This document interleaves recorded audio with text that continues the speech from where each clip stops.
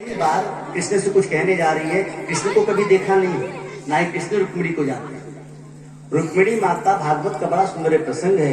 हाथ में pen copy लेके विचार कर रही है कि आखिर पत्र में लिखूं क्या, क्योंकि मैंने उनको कभी देखा नहीं है, उनसे कोई बातचीत नहीं है, कोई संबंध नहीं है।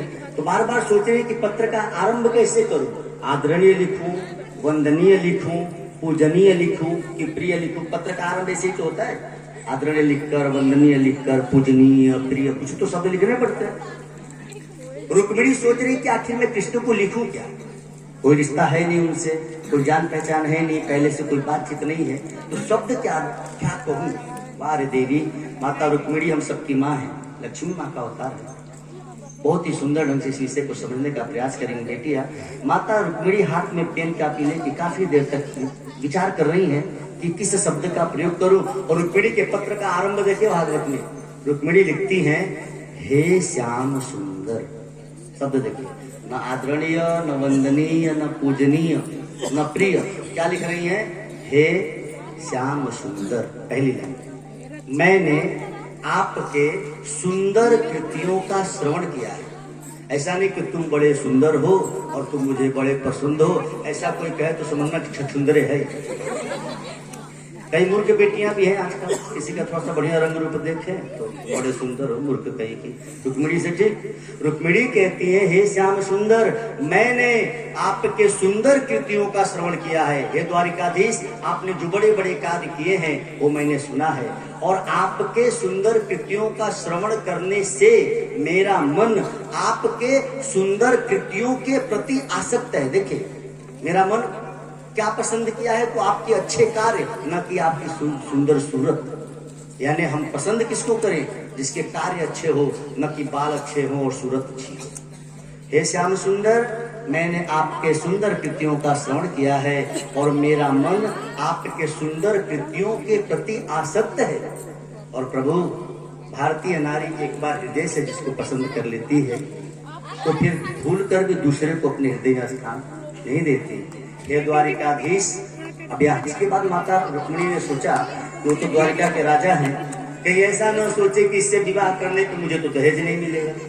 और बच्चा जब जवान होता है ना, जब ब्याह की बात आती है तो हर नौजवान बच्चे के मन में होता है कि कुछ तो दहेज में मिल जाए। भले पेट्रोल भर का पैसा नहीं कमाते हैं बच्चे, लेकिन गाड़ी चाहिए। आजकल के नौजवानों की हालत ही है, पेट्रोल का पैसा नहीं है जेब, लेकिन बुलेट में चाहता। 1 लाख नेट ना, 1 लाख रुपए से 1 लाख नेट, ललकी बुलेट, बॉय कट बीबी, रंगीन टीवी, ये सब दहेज की परिभाषाएं हैं, दहेज मांगने के तरीके। तो दहेज की बात आती है, रुक्मिणी ने जो दहेज का वर्णन किया, बेटियां प्रार्थना आप सभी के पास ऐसा दहेज होना चाहिए। रुक्मिणी सोची कि आखिर द्वारिकाधीश ये न सोचे कि मैं इससे विवाह करूंगा तो मुझे दहेज में क्या मिलेगा। और जो दहेज रुक्मिणी वर्णन करती हैं, अरे माता रुक्मिणी, भारत की हर बेटियों के पास ऐसा दहेज होना चाहिए। रुक्मिणी कहती है, हे नाथ, हे द्वारिकाधीश, कोई भी कार्तिक का महीना ऐसा नहीं बीता कि मैंने बिना तुलसी को दीपक जलाए भोजन किया हो शाम को। मैंने हर कार्तिक के महीने में सूर्योदय से पहले स्नान किया है और शाम को तुलसी को दीपक जलाया है। वह पुण्य आपको दहेज रूप में दूंगी। क्या आप दहेज है? सोचो बेटियां, सोचो तुम्हारे पास ऐसा दहेज है? मेरे बाप दहेज देंगे, मेरी माँ दहेज दे के मेरा ब्याह करेगी? नहीं बेटियां, तुम्हारे पास क्या इस तरह का दहेज है? रुक्मिणी कहती है, हर कार्तिक माह में मैंने सूर्योदय से पहले स्नान किया है, तुलसी को जल दिया है, शाम को तुलसी को दीपक जलाया है। हे द्वारिकाधीश, वह पुण्य मैं आपको दहेज रूप में दूंगी। हे द्वारिकाधीश, कोई ऐसा माघ का महीना नहीं बीता कि मैंने तिल युक्त जल से स्नान नहीं किया है। वह माघ के महीने के स्नान का पुण्य, हे द्वारिकाधीश, मैं आपको पुण्य रूप में दूंगी। हे द्वारिकाधीश, मैं प्रतिदिन गौरी पूजन को मंदिर जाती हूँ, गौरी और शिव का पूजन करती हूँ, वह पूजन का पुण्य मैं आपको दहेज रूप में दूंगी। क्या भारत की बेटियों के पास रुक्मिणी के जैसे आज दहेज है? हम अपने बाप और भाई के आश्रित हैं। बेटियां, तुम्हारे पास यह दहेज हो ना, तो माँ बाप एक पैसा दहेज न दे, फिर भी कृष्ण जैसा दूल्हा मिलने को तैयार है। यहाँ तो बेटियों के पास इस तरह का दहेज है नहीं, लेकिन चाहती है कि हमारा जीवन साथी ऐसा मिले जो दारू न पीता हो, खूब बढ़िया कमाता हो, खूब बढ़िया से रहे। तो कैसे मिलेगा? अपने को भी तो देख लो। तुलसी जस भव तप्यता तैसी मिलहि सहा। याद रखना, तुम जैसे हो वैसा ही तुमको मिलेगा। इसीलिए खुद को अच्छा बनाना शुरू करें यदि आप चाहते हैं कि हमको कोई अच्छा मिले। तुलसी जस भव तप्यता तैसी मिलहि सहाय। ताहि आवे ताहि पहि ताहि तहां ले जाए।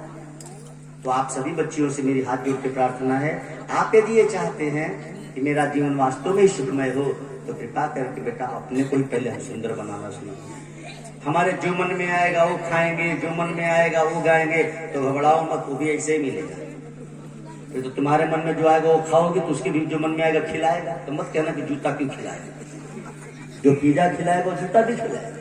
हाँ, जो तुमको ले जाकर कथा में प्रसाद खिलाएगा वो कभी तुमको जूता नहीं खिलाएगा, ऐसी गारंटी मेरे पास है। लेकिन तुमको जो होटल में ले जाके पिज्जा खिलाएगा किसी दिन पी कर आके जूता भी खिलाएगा, इसकी गारंटी ले लो। तो पिज्जा खाने वाली बेटियां सुन रही, जो बर्गर खिलाएगा वो गड़बड़ भी कर जाएगा प्यारे। जो तुमको बर्गर ही खिलाएगा वो गड़बड़ नहीं करेगा तो और क्या करेगा। तो तुम अपने को पहले देखो कि हम कैसे।